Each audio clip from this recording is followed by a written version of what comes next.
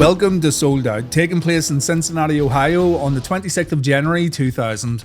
Just over 14,000 are in the arena, 115,000 bought the show on pay-per-view, which isn't great, and there's big news to open up the show. Bret Hart had to vacate the WCW Championship due to the concussion he suffered at Starrcade the month prior. What isn't announced here is the fact that Vince Russo has also walked out of the company due to the higher-ups wanting Russo to work within a creative committee. Russo, rightfully so, said he signed up to WCW to be their head writer and he had no desire to work within a team. So he's walked out of the company and many folks aren't too happy about it. Kevin Sullivan's taken over as head honcho when it comes to creative, and this change has caused a lot of turmoil backstage. Russo pushed a lot of talent, including The Revolution, Chris Benoit, and the Filthy Animals, and some of these guys have threatened to leave the company due to this change in the creative team. Perry Saturn, Dean Malenko, Shane Douglas, Conan, Eddie Guerrero, and Chris Benoit are going to explore other alternatives, though a few end up staying put for different reasons. And so to try and make things right, Sullivan's taken Chris Benoit out of the scheduled Triple Theatre series and put him in tonight's main event. Chris Benoit versus Sid Vicious for the vacant World Championship is now our headline match. Jeff Jarrett, Chris's original opponent, is also dealing with a concussion, and so the US Championship's also been vacated and the planned Triple Theatre series has been changed. Billy Kidman's going to run the Revolution's gauntlet in 3 separate matches instead of Benoit and Jarrett going at it multiple times in one night. It's an absolute mess, and I really wouldn't have went down this route just to appease Chris Benoit. He and Sullivan had a pretty turbulent relationship, yet Sullivan's bending over backwards to try to keep Chris happy. I really do think Sullivan should have found someone else to compete in the main event. There's plenty of people on the roster, there's a ton of main eventers sitting at home, and it would turn out that Sullivan's efforts were all for nothing because Chris ends up leaving anyway. Russo's initial idea was to apparently have Tank Abbott knock Sid out with one punch to claim the World Championship after a Battle Royal. So yeah, in fairness, the alternative wasn't too great either. But now you know the backstory to this cursed pay-per-view. We've got walkouts, we've got champions vacating championship belts. It's chaos in WCW, but sure, what's new? We wouldn't have it any other way. Let's begin with the first Triple Theatre match, Billy Kidman versus Dean Malenko in a catch-as-catch-can match. This was originally supposed to be a dungeon match where the ropes would get removed, but the rules remain the same. The first person to leave the ring will lose the bout. The Revolution took out Conan earlier on, there's no other Filthy Animals who can help Kidman, but Billy didn't need any help here because Dean Malenko totally forgot about the rules and he left the ring to get a breather. This happened at around the 2.5 minute mark. It looked like the referee was going to let the match continue on, but Robinson must have got a message in his earpiece and he had to call for the bell. So Kidman wins the first Triple Theatre match and young Billy looks pissed off at the outcome. Malenko doesn't look too amused either. It's been rumoured that Malenko did this on purpose, seeing as he was about to leave the company, but it's neither been confirmed nor denied. To me, it looks like a genuine mistake, and I don't imagine Dean being someone who wouldn't do proper business on his way out the door. But fuck me, what a way to open up this pay-per-view. As if fans learning about the changes to the show wasn't already enough. Let's pretend this didn't happen and move on to our next match. Way to go, Dino Machino. Half Crowbar will travel. Now that your daddy's gone, you walk around here thinking you are someone. But David Flair, you could have had it all, but the unfortunate truth is you suck big balls.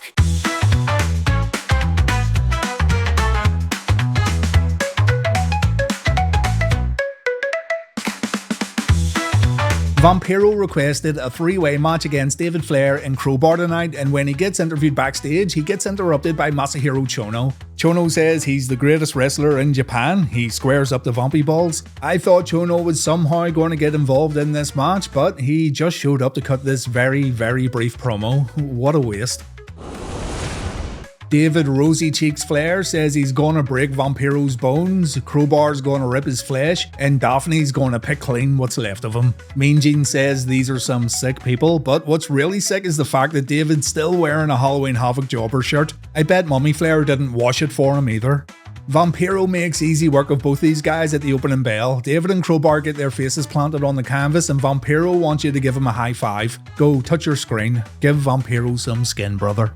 Crowbar dodges a suplex and he pulls off a nice Northern Light suplex. Vampiro lands on his feet following a monkey flip, and a kick sends Crowbar to the outside where Vampiro follows up with a dive through the middle ropes. Wrestler of the Year David Flair then gets his chance to shine, and yes, I know it's only January, but he's still the Wrestler of the Year. His Nature Boy chops have absolutely no effect on Vamp, and when Crowbar tries his luck, he ends up taking a wheel kick. Remember, these two are the tag team champions, by the way. David takes a few open hand slaps while someone in the crowd shouts, "Hit him again," and that person was me. We go back to the outside. This time Crowbar shows off some high risk offense, and now Team Psycho are going to take control for a little while. Mr. Barr pulls off a splash from the apron. He then saves David from a beating with a German suplex and a somersault slingshot leg drop. The kids would call this a buckshot leg drop, I think. For some reason, Vampiro shakes his ass before delivering a superplex, I have no idea why, and Crowbar made Vamp pay for this disgusting act by slamming David on top of him. Finally, we have found a good use for Flair Jr. David shows off his wrestling ability with a sick top-tier suplex, and Vampiro shows him up by botching a sit-down facebuster. Billy Kidman got really angry at this backstage. Clearly embarrassed, Vampiro tries to make up for his shortcomings by dropping David on his neck. Way to go. Davey takes another open hand slap that his dad felt all the way back in some seedy bar in North Carolina. Daphne looks a wee bit concerned as her boyfriend looks to be in some serious trouble, but Crowbar saves the day once again with a splash from the top rope. David locks in a figure four. His dad stole this move on David, by the way. Crowbar tries to get a pinfall win while Vampiro's in the submission hold, but David took exception to this and Crowbar takes a back suplex. David then kisses Daphne because he's such a stud muffin, but Vampiro wakes up and he takes the tag team champions out. The match ends with David accidentally running into Daphne and Vampiro puts Flair away with a nail in the coffin. Vampiro single-handedly beats the tag team champions, so good job WCW. Vampiro realizes he just beat David Flair and he pulls this face right here, one of pure shock and amazement. And David heads back up the ramp with a few battle wounds on his chest. I'm ashamed to admit it, but I kind of enjoyed this match.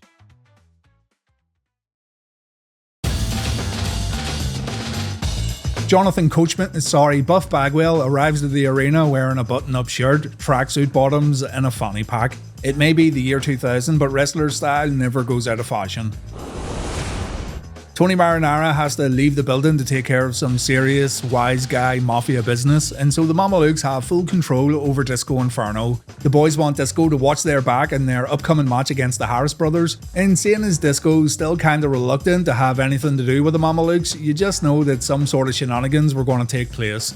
Johnny the Bull was the standout performer here. The Harris brothers are boring as fuck, and how these two got booked on so many pay-per-views during the entirety of Reliving the War so far is beyond me. The Mamalukes at least had some character, so these guys were just easier to root for, even though the match itself was nothing to write home about. In the end, Disco pushed Vito off the top rope hoping to cost the Mamalukes the match, but the big man fell on top of Ron Harris and Disco's plan backfired. Vito and Johnny the Bull win via pinfall and the Mamalukes seem happy with Disco's interference. The Inferno looks a little annoyed at how things played out though. Backstage, Madusa's getting all fired up for a cruiserweight title match against Oklahoma. Oklahoma stole the championship belt on Nitro and Madusa wants to get her property back. Oklahoma gets some hate by saying women are inferior to men. Oklahoma may not be an athlete, but he is a real man. I'm not too sure about that, honestly. A woman has no place in a ring, according to Ferrara, but what Ed didn't know was that Madusa recently paid a visit to the Mavug Dojo, and look, she even has the shirt to prove it. You'd think Madusa would wipe the floor with this guy, seeing as she's been trained by the greatest sensei of all time, but moments into the match, she headbutted Oklahoma right in the dick and she knocked herself loopy. You can see it the moment the move connected, and you can also see Madusa tell the referee that she hurt herself. I mean, Oklahoma must be packing some insane meat down there because Madusa doesn't know where she is for a moment. She goes for her middle rope dropkick, a move that she quite frankly overuses, and it looks terrible. The second dropkick attempt looks way better, but then Oklahoma holds onto the ropes when Madusa goes for, you guessed it, another dropkick. Oklahoma plants the champ with a DDT. He then goes out to grab his barbecue sauce. Spice takes it away from him, and then Asia shows up to throw Oklahoma back in the ring. The match ends with Ferrara pulling Madusa's little loincloth thing down to score a surprise pinfall win. I don't know why this took Madusa out of her game, seeing as she's revealed way more in previous WCW pay-per-views, but there you have it. Oklahoma is the cruiserweight champion of this wrestling company. Sore loser Madusa attacks Ferrara after the bell. She, Asia, and Spice pour hot sauce down his singlet and they beat him up at ringside. And I'm gonna say it. I was gonna say this during the last pay-per-view video, though I stopped myself because of the backlash I'd get. But Madusa was seriously overrated. Yeah, I know she had terrible opponents recently in WCW and the female competition isn't all that great either. But ever since coming back with Team Madness, she's had nothing but bad matches, even against people who were good in the ring.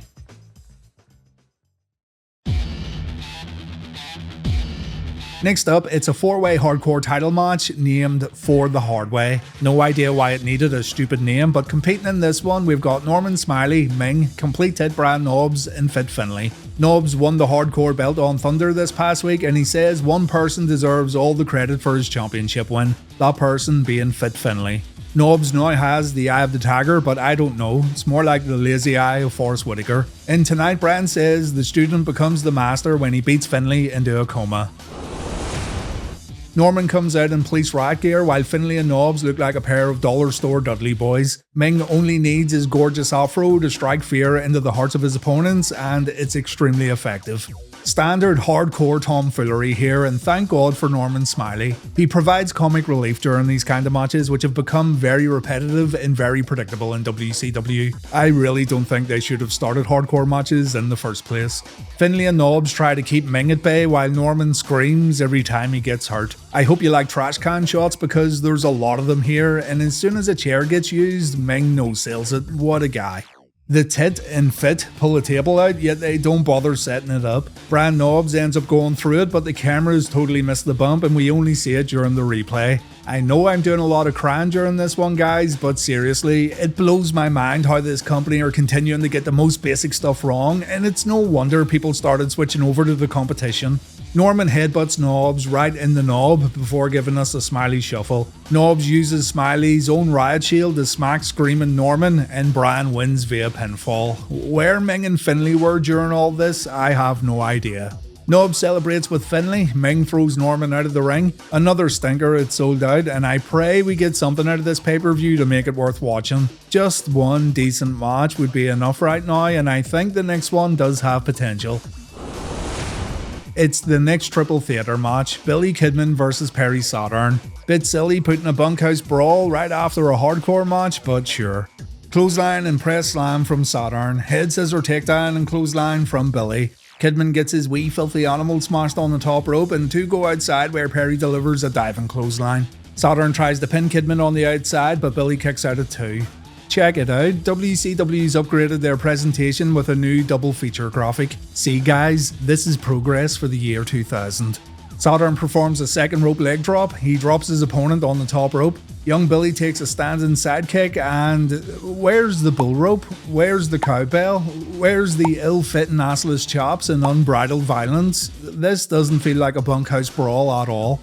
Saturn does grab a table, but Billy wipes him out, allowing Kidman to set the table up only to have a little rest on it moments later. Billy stops Saturn from putting him through the wood and we see that awesome inverted head scissor takedown from Kidman. But all it takes is another clothesline to put Billy down and Saturn follows up with a huge elbow drop that looked clean as hell. Billy fights back, Saturn retaliates with clothesline number 8 or something. Billy Boy tries to counter a powerbomb, but the counter gets countered and Saturn performs a nice falling power slam.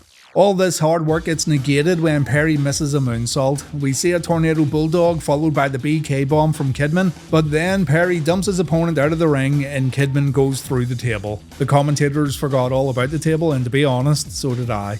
The match resumes with a rough looking backdrop from the top rope. Fair play for trying it though. And then Billy wins the match out of nowhere by reversing a powerbomb. I thought Saturn outperformed Billy here, but still the best match on the card so far. Nothing we haven't seen before, but still a decent bout. Next up, we've got the first ever singles match between Booker T and Stevie Ray, and before the bout takes place, we see a pre-taped video of Stevie walking around the hood.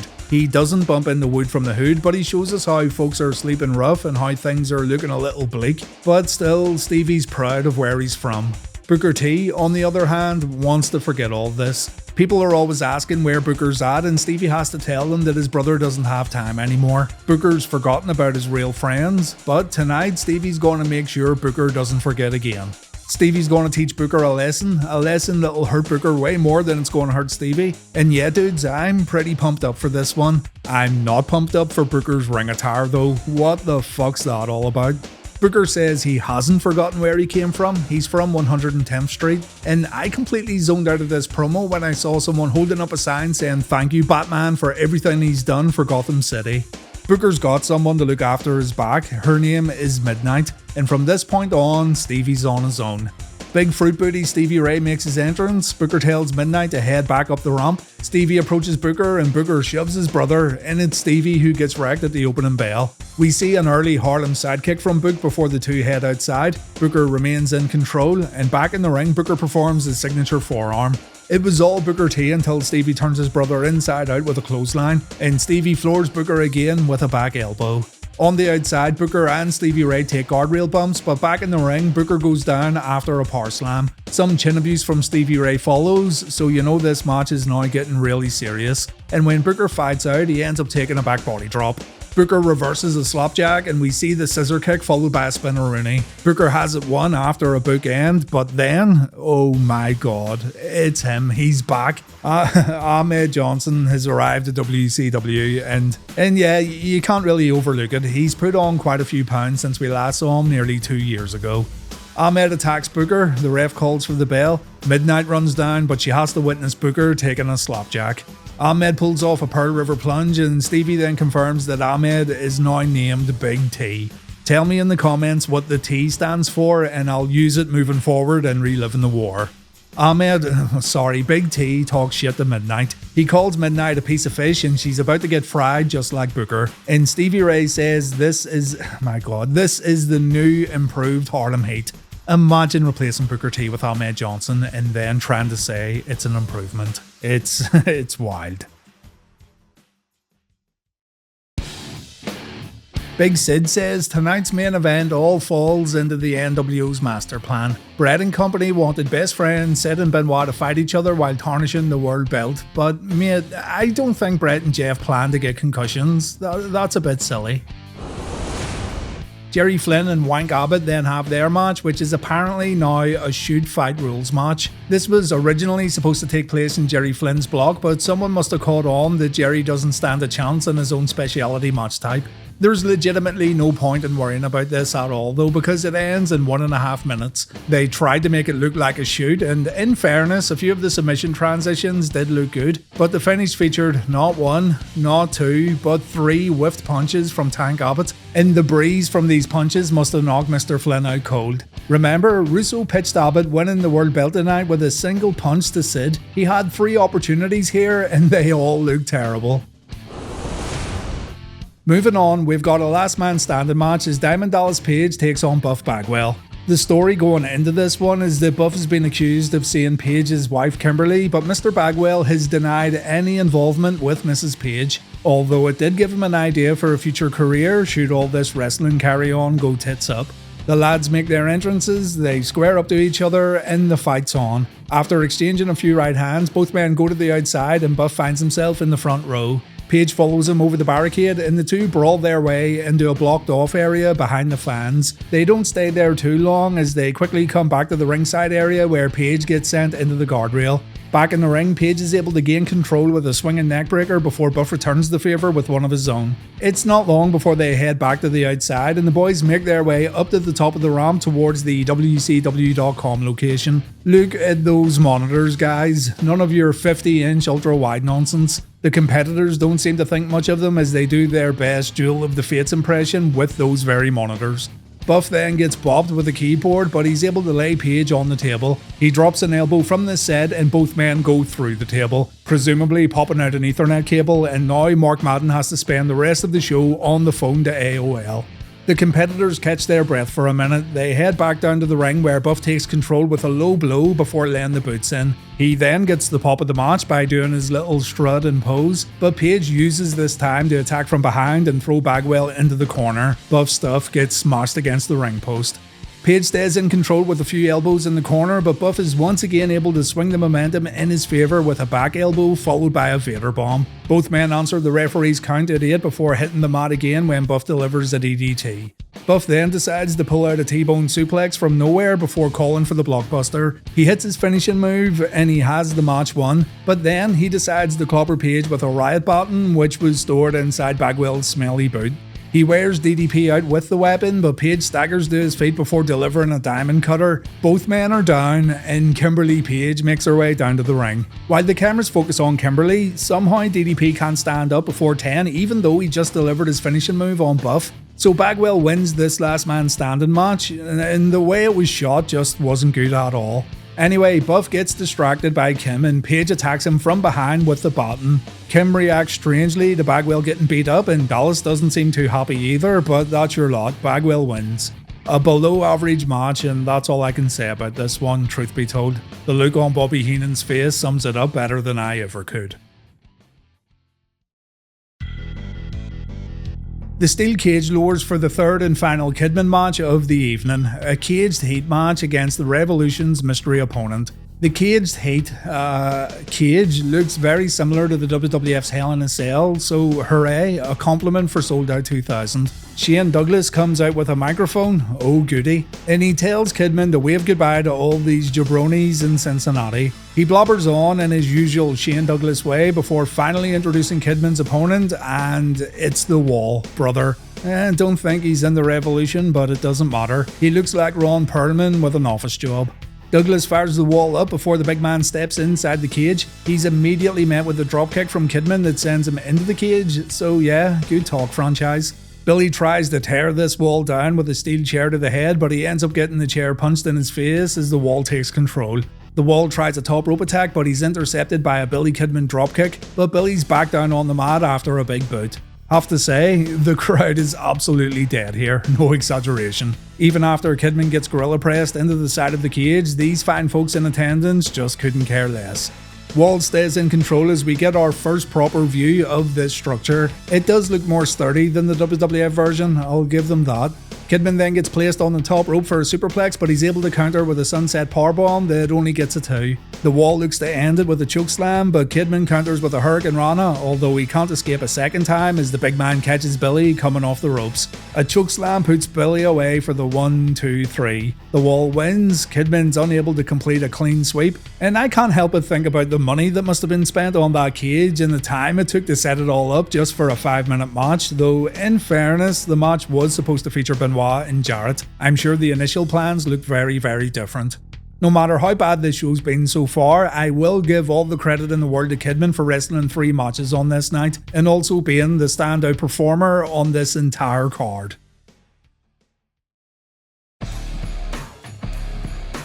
It's time for our 5th variant of a hardcore match of the evening. Jesus Christ. As Kevin Nash takes on the WCW Commissioner Terry Funk.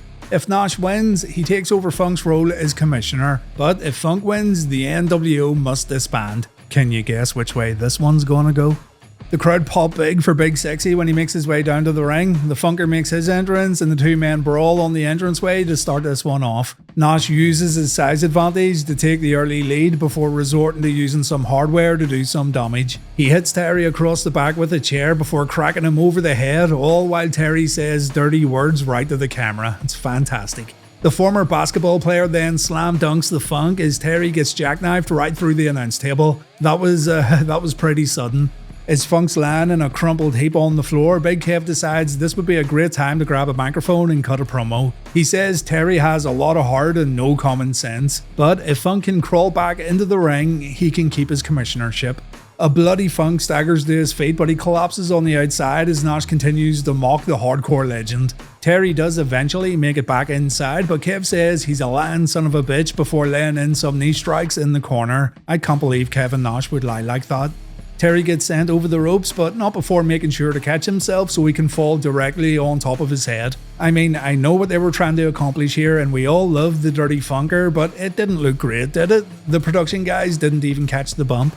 Nash continues the punishment with some right hands on the outside, and back in the ring he connects with a few chair shots across the back. Terry is able to get in a shot to Big Kev's midsection before scoring with a chair shot of his own across Nash's back. Kev gets dropped with a DDT, and Funk goes to work with some left hands, all while cussing Kev out right to his face. Doesn't do him a whole heap of good though, as he ends up taking yet more chair shots to the head from Nash, but the commissioner keeps fighting back as best as he can. Funk sets up 2 chairs before placing a 3rd chair across the top of them, but before he can use his contraption, Kev delivers a low blow before putting Funk down with a jackknife onto the chairs. Big Sexy covers Funk, and Kevin Nash is the new WCW commissioner as of midnight tonight. The NWO now have all the power, something they've always wanted since their very first iteration. So who knows what's going to happen in the coming months in WCW. It should be noted too that the crowd was behind Kevin Nash here. Some folks won't like to believe it, but the crowd in Cincinnati definitely favoured Big Sexy over Terry Funk. Also, that was a terribly short run as commissioner for Terry Funk, wasn't it? He got a massive 2 whole weeks out of this gig.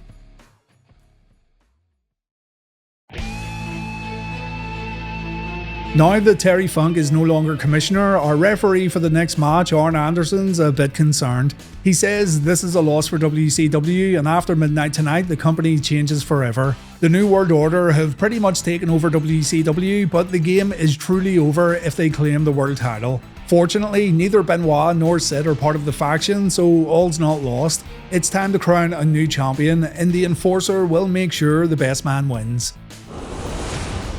That classic Horseman music plays as Double A makes his way down to the ring. The Crippler makes his entrance next, and look at Sid. Our boy's all fired up, and I wish I had this kind of energy at the end of a WCW pay-per-view.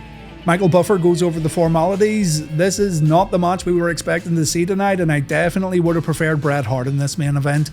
Unfortunately, Bret won't compete on Reliving the War ever again, but we will see his excellency on Nitro in the future. For now, it's time for WCW to try and tidy up a mess that's caused changes to the company from the bottom all the way to the top. It's Sid Vicious versus Chris Benoit, the last time we'll see Chris inside a WCW ring.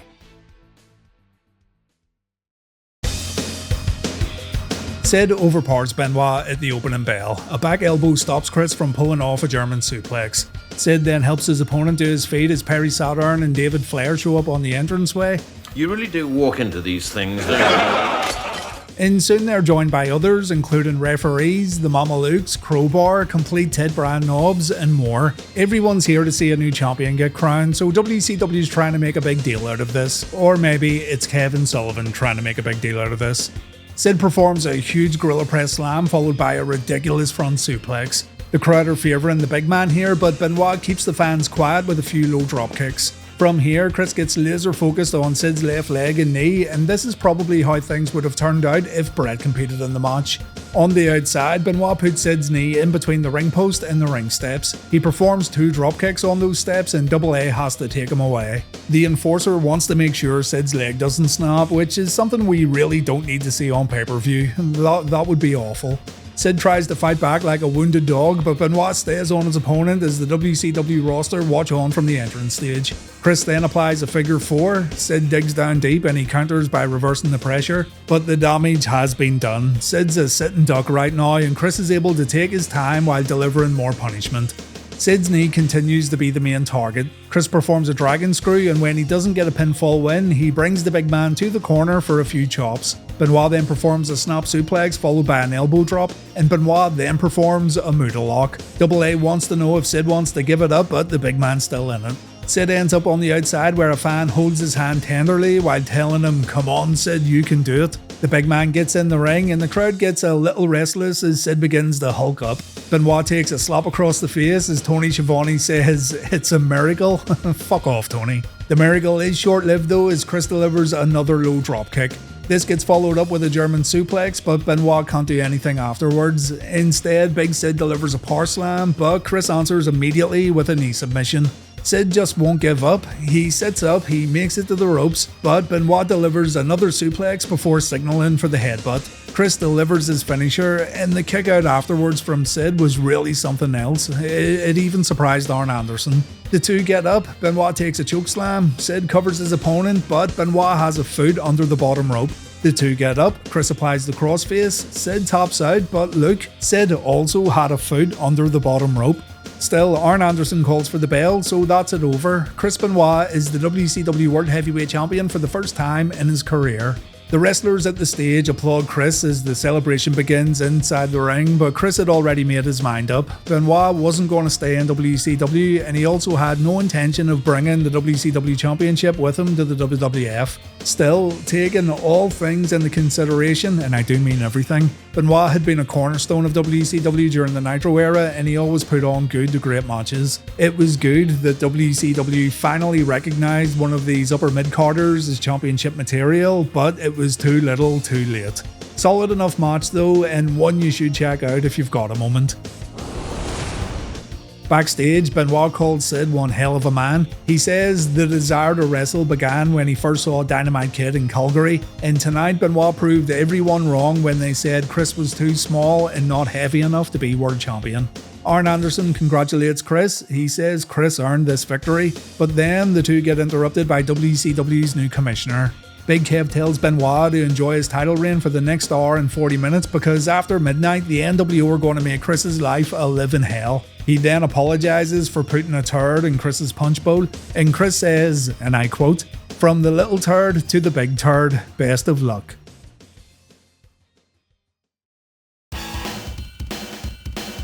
Billy Kidman was the star of the show really, and his match against Saturn was a good one. Benoit vs Sid was also pretty good and definitely worth watching. I get some sort of sick pleasure out of David Flair matches that I know others don't get, so it's another case of the bad outweighing the very little good WCW has to offer on pay-per-view. Pure chaos, an absolute mess of a show in terms of the writing and booking. The bad matches were really bad, and those bad matches stick out like a sore thumb.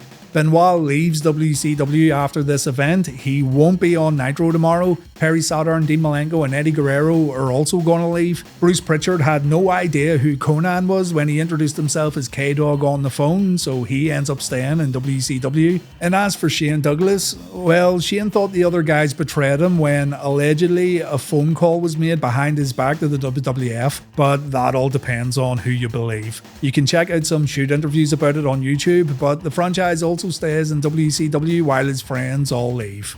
It kinda says a lot about Vince Russo. The guy gets ripped apart from every angle, and yes, there is good reason to criticize Russo for sure, but the fact that all these good workers left the company the moment Russo stepped away tells us that the upper mid-card guys were fond of him, and they didn't want to work under the old guard again due to past experiences, both professionally and personally. Anyway, I've blobbered on enough. More to come on Reliving the War this week. The workhorses have left the stable and the year 2000 gets off to a severely bad start for WCW. Until next time, please take care.